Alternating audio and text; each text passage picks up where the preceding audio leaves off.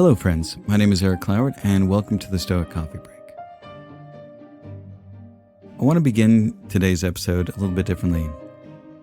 If you're in a place where you can take a moment and write something down, I want you to get a piece of paper and a pen, or maybe sit down at your computer or on your phone, but just something that you can take notes on and something that won't be too distracting.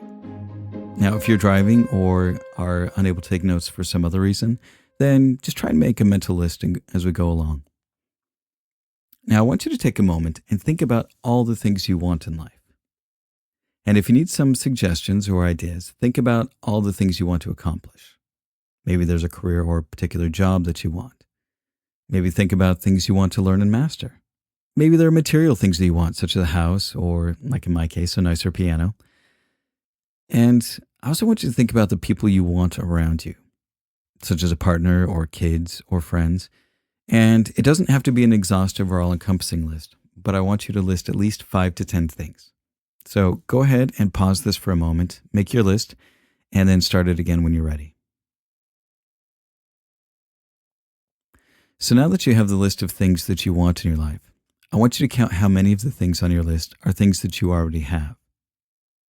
Maybe there's a few, maybe there's a lot, maybe there's none.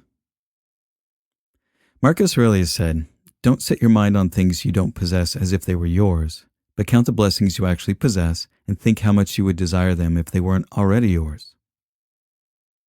When we think about the things that we want in our lives, we also need to think about the things we already have and appreciate those things. I mean, it's really easy for us to get stuck in the mindset of only focusing on the things we don't have in our lives. I mean, far too often we focus on how we are lacking as a person and how we consider ourselves a failure. And we can also get too focused on the material things that we want in our lives and that we don't have. But what if instead we took a little time each day to learn to want what we have? What if we stopped wishing for what we didn't have and appreciated what we did? Now, I know a lot of people who are religious and pray. This is something that is often included in their daily prayers. But for those of us who aren't religious, we can still take a lesson from them and remind ourselves daily to appreciate what we have. Now, another aspect of gratitude stressed by the Stoics is that we should be careful about wanting what others have. So how often have you looked at someone else and wanted what they have? Maybe it's a material possession. Maybe you think they have a better life than you. Maybe they're happier, better looking, more charming. We like to think that if only we had that other person's life, we'd be so much happier. But we honestly don't know that. We don't know what other troubles someone else is struggling with. And maybe in comparison, our troubles are so much easier to deal with. We can only project what we think our life might be like if we had what they had. And also we have to remember that we simply can't have their life. It's not physically possible. And this is where accepting your fate and everything that comes with it is really, really important. It means that you appreciate what you do have and that you work with what you have. You work with your life as it really is and not get stuck in wishing for what you might want it to be. When we get too stuck on wanting things that we don't have and making our happiness conditional on those things, then we give those things power over our happiness. Now, don't get me wrong. I think that seeing what others have and wanting that isn't always a bad thing. Looking at what others have and appreciating it is how we can understand what we want. And we can see if there's something good in what they have, and we can see what else is possible. I mean, whether it's an ideal relationship or a career that we want or a skill that we want to master, we can look at someone else as a role model and appreciate that. And if it's a material possession, we can still appreciate it and we can be happy for the other person. Now, the Stoics have an interesting twist on this idea of gratitude, and that is that we should think about how much we would miss what we already have.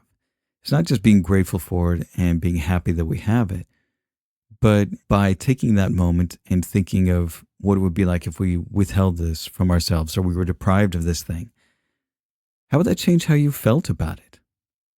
What relationships do you have in your life that you would miss? What possessions do you treasure that you would still desire if you didn't have them? And that could be anything. I mean, it could be your favorite pair of jeans. It could be your favorite guitar. It could even be your phone. And yes, I'm not saying that ironically, because I imagine that a lot of you are listening to this podcast on your phone.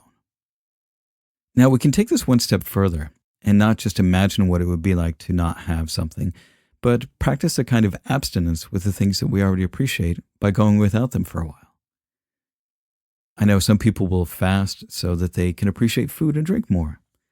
Others will go camping to not only enjoy the outdoors, but they also know how much they will appreciate their nice warm bed and a hot shower when they get back home. I know myself, when I am away from people that I care about, I appreciate them even more on seeing them and remember how much I enjoy their company. So much of the unhappiness we feel in our lives is not being present where we are. We're constantly looking towards the future and how we want things to be or how we get the things that we desire. Wanting what we already have is a simple and effective way to be present in our own lives. Meditating on how we would feel if we did not have those things, as well as depriving ourselves from time to time, can also help us appreciate the life we already have. And that's the Stoic Coffee Break for today. Be good to yourselves, be good to others, and thanks for listening.